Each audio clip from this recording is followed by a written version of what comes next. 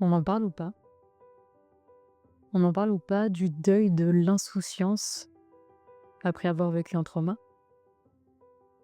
Mmh, Celle-là, elle est pas facile pour moi. J'ai essayé de la tourner une fois avant, pour être honnête avec vous, et je me rends compte que j'ai du mal à mettre les mots dessus. J'ai du mal à mettre les mots sur, cette personne que j'étais quand j'avais encore mon insouciance. Quand j'avais, toute ma sécurité intérieure, que je redoutais pas de recevoir un jour un message comme quoi il est arrivé quelque chose à l'un de mes proches, que je redoutais pas encore les accidents de la vie, que j'étais sûre que la vie était un long fleuve tranquille.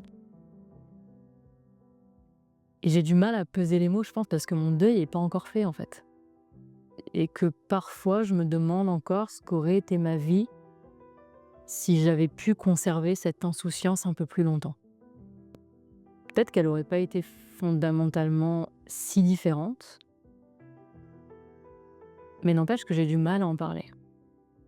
Et je crois qu'on parle pas assez de à quel point c'est douloureux de faire le deuil de la personne qu'on a été avant d'être traversé par un traumatisme.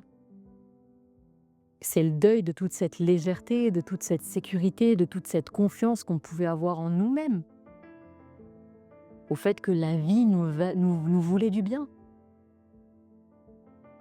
Et c'est marrant parce que aux yeux de la société, aux yeux du corps médical, tu vas bien à ce moment-là.